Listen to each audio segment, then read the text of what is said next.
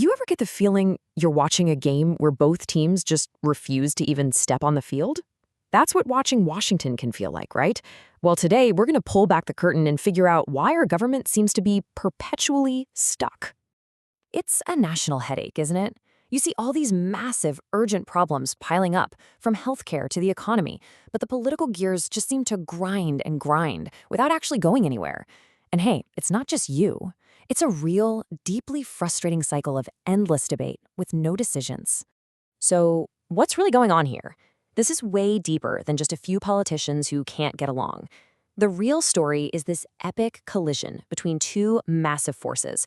On one side, you have the rigid, unshakable beliefs of our political tribes, and on the other, you have a system that was literally built for the messy, give-and-take art of making a deal. All right, so let's get into it. Where does all this start?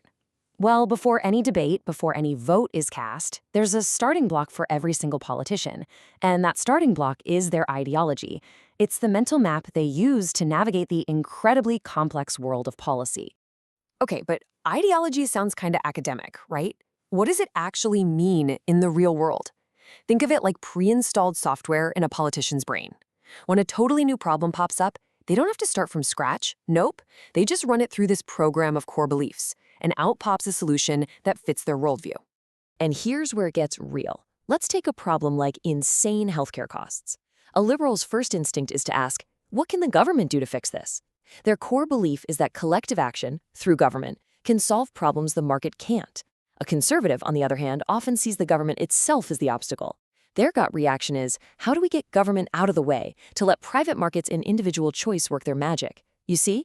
It's not just a simple disagreement. We're talking about two totally different operating systems for reality.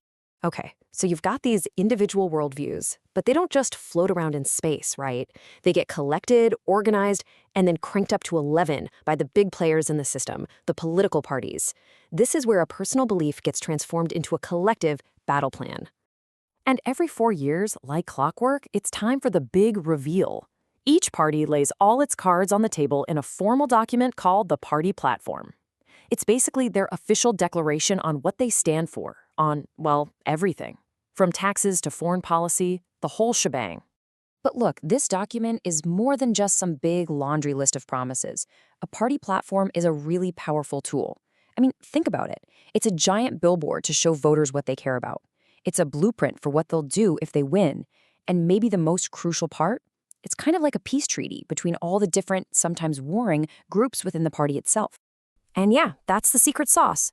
A party isn't one big unified voice. Oh no, it's more like a choir where everyone's trying to sing a slightly different song.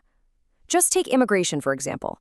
The final platform has to somehow balance businesses who want more workers, cultural conservatives who want tighter borders, and human rights advocates pushing for a more compassionate approach.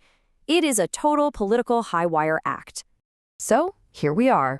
You've got these two very different, very carefully crafted battle plans, and then bam, they slam right into a political system that was basically built with a giant flashing compromise button hardwired into its design. You see, the people who wrote the Constitution were super suspicious of anyone having too much unchecked power. So they intentionally built a system with all these speed bumps and roadblocks. You know, a president, a House, and a Senate that can all be controlled by different parties, all pulling in different directions. This design makes it almost impossible for one side to just run the table. It forces them to talk to each other. It makes compromise a necessity. And if you look back through history, it totally backs this up. The biggest, most important laws ever passed in the United States, the ones that truly shaped the nation, they weren't just one party's victory. Nope, they happened because people from both sides of the aisle came together in bipartisan coalitions. I mean, just think about the bedrock of our society. Social Security, that massive program that has been a lifeline for generations, that was a bipartisan effort.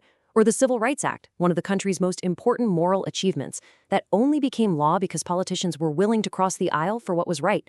Back then, compromise wasn't a dirty word. It was literally the engine of our nation's progress.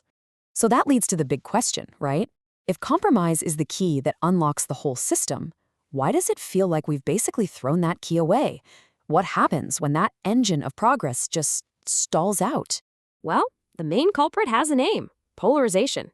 For decades now, it's been quietly reshaping our entire political landscape. The two parties aren't just standing on opposite sides of the room anymore. It's more like they're on opposite sides of a massive, ever-widening canyon. And trying to build a bridge of compromise across that, it's become a monumental task. And it's this really vicious cycle, as the parties drift farther and farther apart, the pressure from voters and activists for absolute loyalty just intensifies.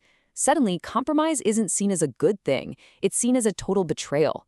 And when reaching across the aisle becomes political suicide, well, the gears of government simply stop turning.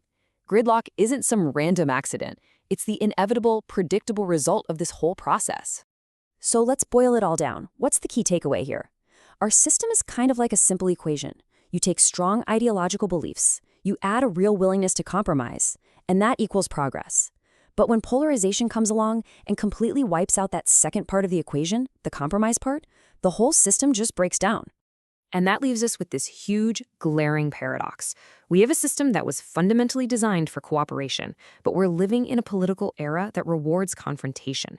It's like our modern political software and our constitutional hardware are just totally incompatible. And that leaves us with the big, tough question we all have to think about. In a world where compromise is increasingly seen as weakness, how on earth do we find the strengths to move forward?